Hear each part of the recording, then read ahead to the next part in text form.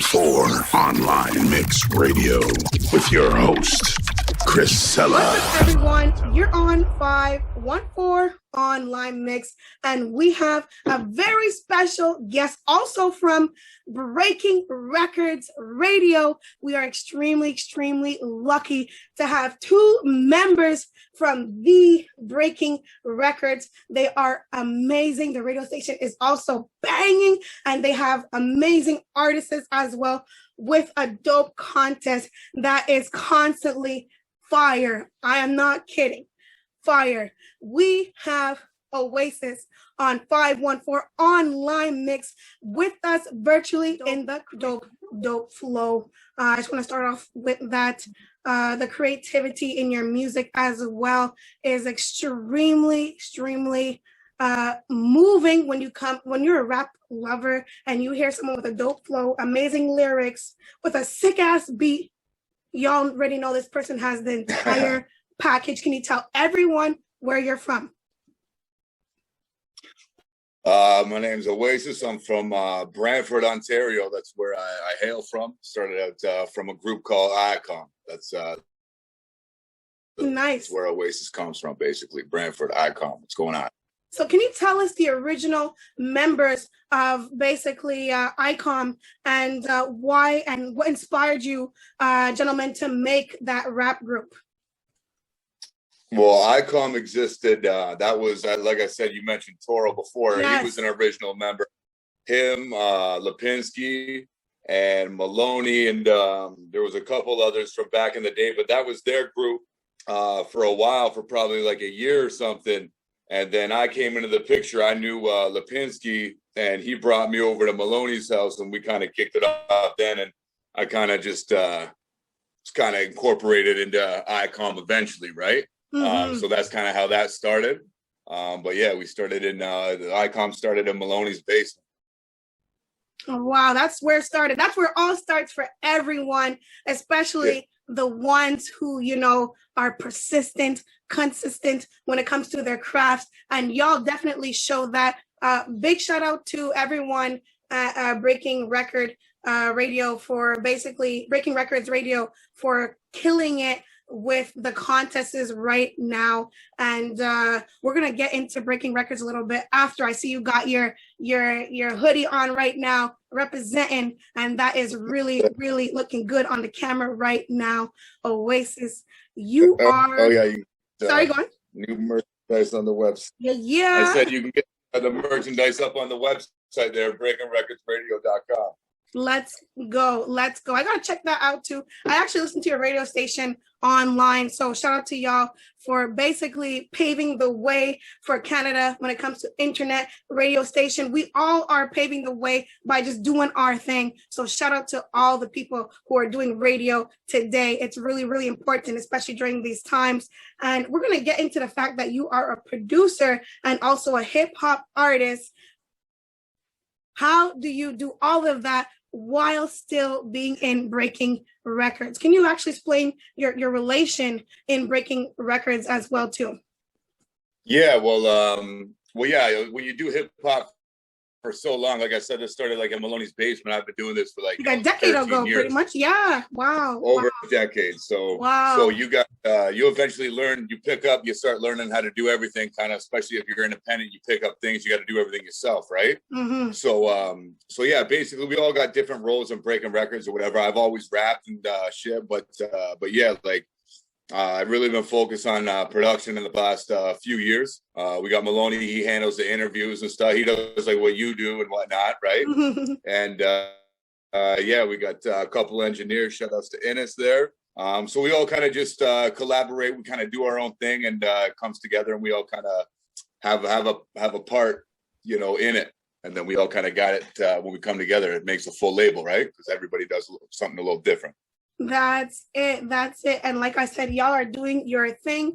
Let's get into your music right now.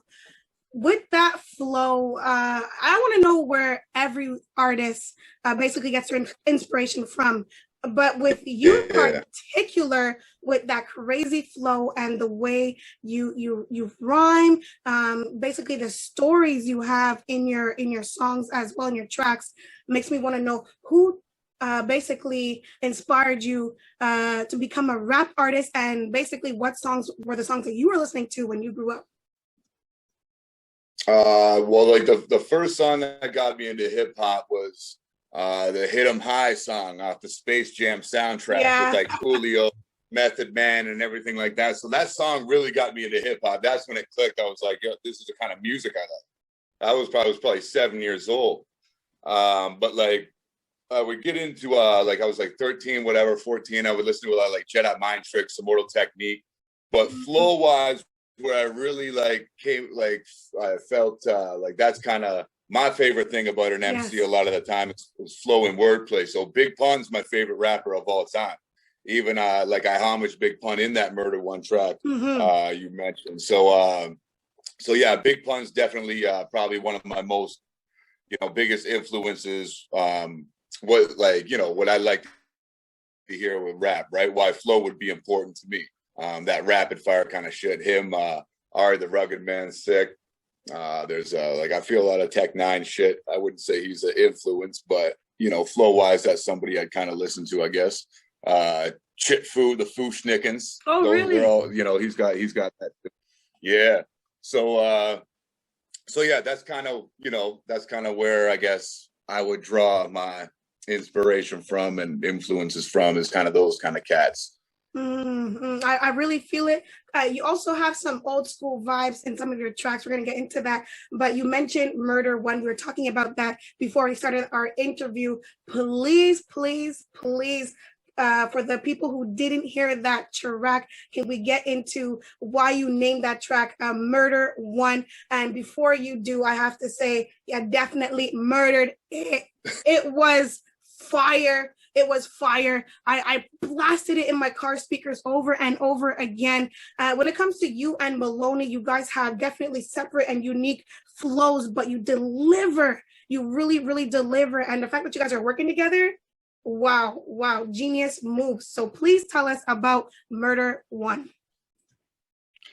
Well, yeah, like why I called it that, that's just kind of how like the hook came out. Yeah. Right. So like that's like the hook just kind of flowed, and then I kind of picked the track name after.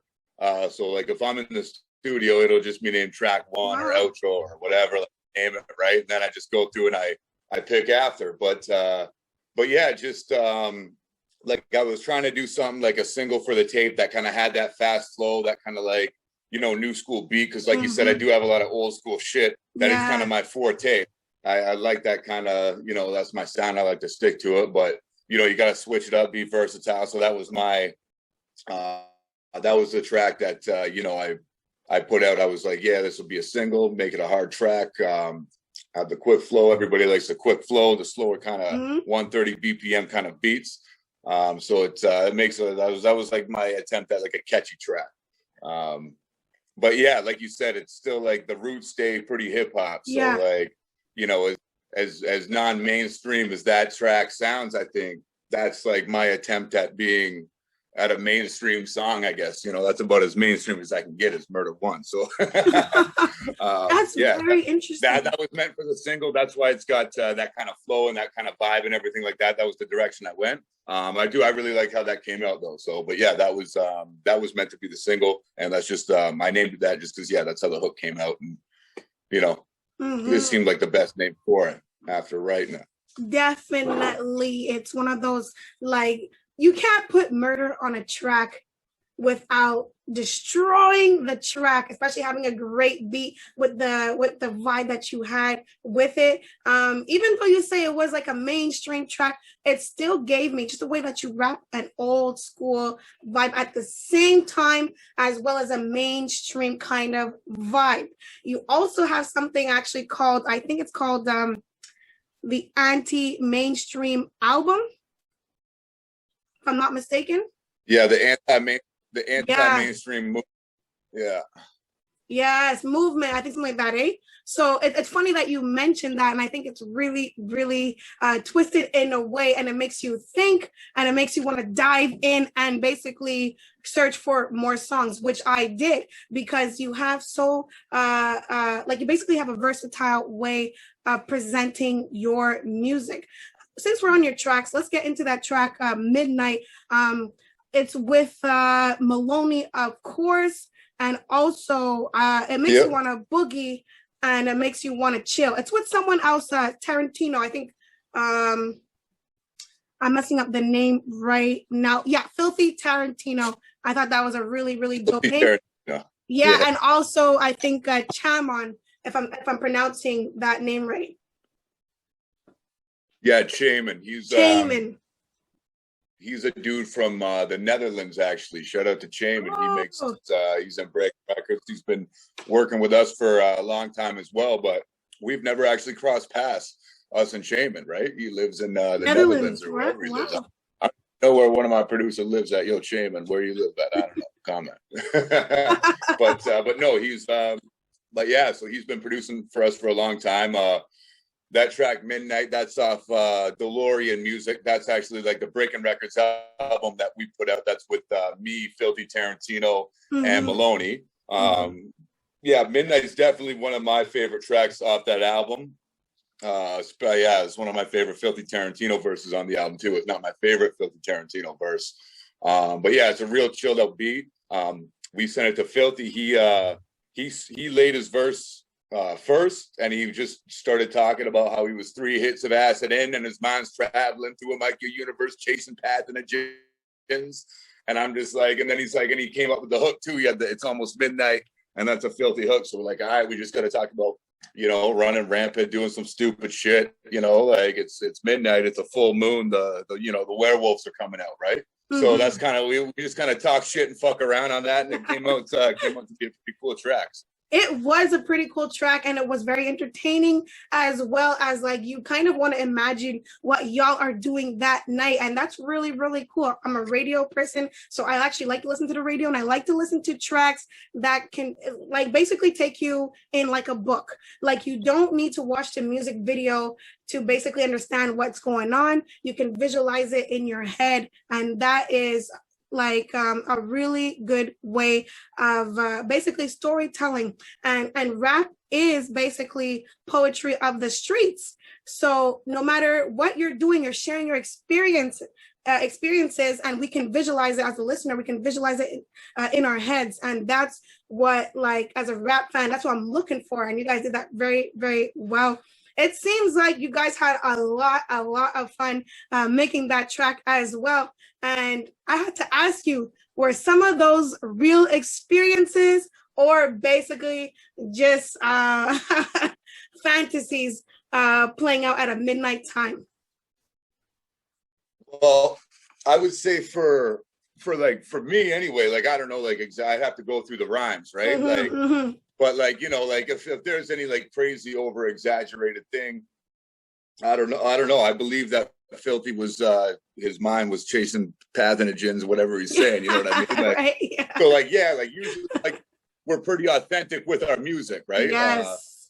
But yeah, I don't want to speak on everybody's verse, but yeah, for the most part, usually shit's based on a true story. They're funny stories. You know what I mean? Yeah. Shit happens. You make you make music out of your life, right? That is awesome. Yeah, I don't remember every lyric of that track, but yeah, definitely. Anyway, for me, most of my music gets drawn from personal experiences, shit like that. But yeah, that was definitely really kind of had to make that track chill out and entertaining and kind of easy to ride with, rock with, bring you on a little journey as well, like you said, right? Yes. And you know what? Especially now, I see a lot of the new generation really not just like clicking the tracks and skipping through them. They're actually listening to the lyrics now. They're listening to the words, and they're saying, oh my God, can you interview this guy? This guy said that. This guy said that. I want to know why he said this. And I think that is really, really a good time, basically, for that track to also be around. I think you guys made it in October 2020, if I'm not mistaken, roughly around that time. But It's so relevant right now. It takes you back to a time that we didn't have to go through this pandemic. So you need tracks like that. You need tracks like that. Take you out of your house for a minute, eh? For real. Like I was running in my mind. Like it makes you want to boogie, like I said, but it also makes me want to chill, like smoke one and just listen to what your adventures are through that track. So it's pretty cool. Yeah, for real, yeah. Midnight was one of my favorite bangers. Actually, all your tracks were really dope bangers, but Midnight was that one that took me back a little bit. And like, you know what? I remember when we were doing all those things without even thinking of it, and like basically like not thinking that would be here today. So that's pretty cool that your song did that to me, and that's what real music does. It basically it inspires you and it impacts you and it makes you laugh, makes you feel good. Yeah, that's what it does. Yeah, well, 100%. So I have to ask you another question about the artists who you shared stages with. Can you tell us just a few of those artists who you shared the stage with? Well, I'd say like the first artist I shared a stage with that had any sort of name to them anyway, I think that would have been Swole Members, if I'm not mistaken. And we had members. Shit, I don't know. Yeah, I can tell the story. Why not? I don't know. So I think we had this. We did the show at Envy, and you know, rest in peace, Lipinski. He was always on some funny shit. The guy was real. He was real dope. But anyway, we're doing the show with Swole Members. There was Envy Brantford. Envy actually just got torn down the other week in Brantford. Really? I don't know what happened. But yo, shout outs to Envy. We had a lot of dope shows there. But yeah, the first artist like with any name was Swole Members there. And then Mad Child was performing, and Lipinski was upstairs in the VIP, and he just pulled the lights out from the whole show just to fuck with him right in the middle of the performance. Oh my god! So that wasn't a good look. That was a long time ago, but that was some fucking funny shit. I don't know why. I think somebody in Swollen Members said something to him and like pissed him off outside. So he was like, all right, like, that's it, buddy. Like, you know, so he unplugged the lights. Oh my God. On the show. So that was some funny shit. Other artists, that was the only time artists got fucked with, by the way, on any of my anytime we performed. All right. And y'all were young. Yeah. We were like, we were probably too young to even be performing there. I don't know. But yeah, I performed. Yeah, Classified. We did a show. Ill Bill, Slane, guys like that. A bunch of like underground cats. We've done shit with. I'm trying to think. It's been so long since I've done a show. I can't even think of the last time I did a show. I know it's becoming normal. Like we don't remember anything, right? Yeah, we were. I was gonna do a show actually up in Kingston, like 2 weeks ago, with the homie Chris Thomas and Kenny King Khan, and I guess they put a lockdown. That's when there was the Friday they put that lockdown on, right? So yes, the show never happened, but that would have been my first show in probably like 2 years, 3 years. I don't know. Man. So because of that, and especially because you guys are in a lockdown right now too, do you see yourself doing a virtual online show if this lockdown persists? Excuse me. No problem. I don't know. Like we do our interviews and stuff like you. When it comes to like the virtual radio stuff, that's all Maloney and Ennis's forte. They handle the radio and the media. So when you interview Maloney, you can ask him that one. Okay. But yeah, I can see something like that happening. You know, some sort of weekly, blog or something extra to keep people entertained or do a versus. No, I mean like you actually performing, like you doing sorry, I should have made it more specific. Are you doing a virtual concert if this lockdown persists like any longer? Yeah, we've actually talked about that. The problem is, like, if you do a virtual contest, you got to like get together, and that's still kind of hard, right? Yeah, that's true. That's true. I'd definitely be into doing something like that. It'd have to be set up, but yeah, like I'd definitely be open to doing something like that if somebody in the camp would be down, for sure. Man, so you've been in the game for over a decade, like you said, and that's pretty dope. First of all, you didn't give up on your craft. You kept moving up, and you kept building on it. And you had your first recorded project, The Feast. What inspired you to make The Feast the way you did? Well, The Feast is a collab album with me and Maloney. Yes. So that's like our group, me and Maloney together, were called the Menace Lupus, which is just like a big bad, like the big bad wolf kind of thing. You know what I mean? Like a lupus is a wolf. It's kind of like a scientific weird term for, a menacing, the Menace Lupus. Anyway, so it's basically, we were, like I said, the ICOM started in Maloney's basement. So we were just always in there rocking out. We ended up just coming up with so many tracks and recording so many tracks. We're like, yo, we might as well just make this album. What are we going to do? I said, all right. So we made a few more tracks. We got all the tracks done. Went over to the homie Lipinski's spot, got all fucked up and did some stupid shit in the booth, telling some dumb stories and had some crazy skits on there. And that was probably like, that was probably the album with the most character that I've ever been a part of, I would say.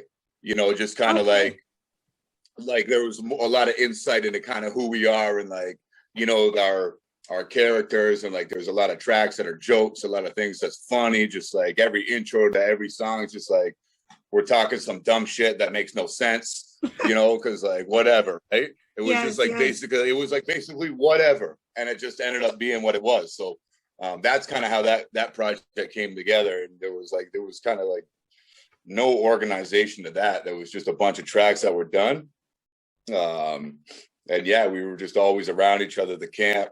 Like me and Maloney and Lip, so we were just always doing some dumb shit, saying some dumb shit in the studio. We had skits. I think we did just a studio session, just fucking around and talking shit, whatever, trying to be funny. And we had skits for the next like 3 albums after the one session. We were like, oh fuck! Wow, that's awesome. Well, lucky for the listeners, man. Yeah. So, The Feast. I don't think there's been a copy of The Feast available to buy for, probably about 8 years now. I think we sold out of those within the first little bit of getting that done. And I don't know if we ever went and reprint it. Maybe we should. Congratulations on that. You should definitely reprint that, especially if it was sold out. I'm sure more people want to have their hands on that, including me. Let's get into your more recent project. The Last Marble. I think it's called My Last Marble, actually, album, right? My Last album. Last Marble. So I got it right. So what was it? It was the Last Marble. Oh yeah, Down to My Last Marble. Yes, Down to My Last Marble album is out now. Man, can you tell us some of the collaborations you did with that album? Yeah, that just we just dropped that today. So I ended up producing most of it. We got there's a dude out in Poland, Kargi. He did the Move track. I got a single up for that. Chris Thomas did the lyric video for that. I got Scott Free, the homie Scott Free. He's done. He's a pretty well-known MC in the King of the Dot battle circuit. He's real dope. I got him on a track, Run It Back. Maloney's got a couple beats on there, a couple joints on there. So all mixed and mastered by Ennis. So Breaking Records. But just basically like beat collaborations mostly with people. Like I said, the homie Kargi, Maloney linked me a couple beats, and the one Scott Free feature, and that's about it. I kept it pretty simple and straightforward, and kind of myself, right? Like I just wanted to keep it like, mostly me. I just didn't want a huge project. A lot of people nowadays, they don't listen to a huge project. So I've been working on this for about probably 2 years. And like, yeah, we had another original Icon member, the homie C-Rack. He actually he came up with the name down to my last marble. We were smoking weed in my garage, and he seen a ball bearing. He's like, "Oh, you're down to your last marble. Like, you ain't lost them all yet, right?" So, like, I thought that was funny. So I was like, "All right, I'll make that an album title." So, wow. So that's how that came about. But yeah, so we got Scott Free on the one joint. I got there's DJ Double R. He's gonna do a couple of remixes. For that shit, I just talked to Maloney about that today, so there'll be a couple actually other next releases with a couple surprise tracks. I'm gonna keep that a surprise, but there'll be a couple of remixes dropping, so keep an eye out for that. But yeah, that's we just dropped that today. Down on my last marble, Oaceys. That's on all streaming platforms, Spotify, everything like that. So yeah, check that shit out. Yeah, you definitely made a big splash with that album. It made me really want to know, like, all your names are just so unique, like down to my last marble, all the way to your first project, The Feast. Like, yeah, they're all like, and your songs are all like stories at the same time. With those titles, it just makes you want to dive in a lot more. Before we go, you just mentioned your recent album that just dropped today. What other future projects do you have coming out? You just mentioned a few. Do you have any more you want to shout out on 514 Online Mix Radio? Yeah. We actually, me and Maloney, we got the next Menace Lupus album coming up. The next collab album. We're about. We got about 3 songs left, I think, to write. I think I'm done my part. I don't know. Maybe Malone's got to hurry up. But yeah, the Menace will be dropping the next project soon. That's the next thing I'm working on is the next collab album with me and the homeboy Maloney. So look out for that shit. We got Jack Hellington just dropped the project as well that I produced. I'm trying to think of what the project's called. I can't even think of what his freaking shit's called, and I produced the fucking thing. I don't know. I produced. Definitely get back to me at that. So if the dark side of the spoon. Oh, there you go. There you go. The dark side of the spoon. There it was. That's why I was. Okay, the dark side of the spoon. Yeah, that's an Oasis project. There, all my beats on that. So that's really dope. That just dropped. Like I said, yeah, down on my last marble. We dropped that today on all streaming platforms. And the one thing I'm working on is the next Menace Lupus project. Wow. Well, shout out to you, Oasis. I can see that you ain't stopping anytime soon. You're highly supported as well. I see your viewers always up and people love what you do. I can see the comments. Everyone supporting you in your town as well. Thank you for doing this interview with us at 514 Online Mix Radio all the way from Montreal. So that's pretty inspiring for other artists in Montreal. Y'all can do it for a decade plus and still be grinding as nice as y'all. So once again, shout out to you, Oasis. All right. Hey, thanks for having me. Hey, guys. I'll talk to you next time. Oasis, for sure. And this is 514 Online Mix. And I'm your host, Chriscella. And we got Oasis. And we'll see you next time.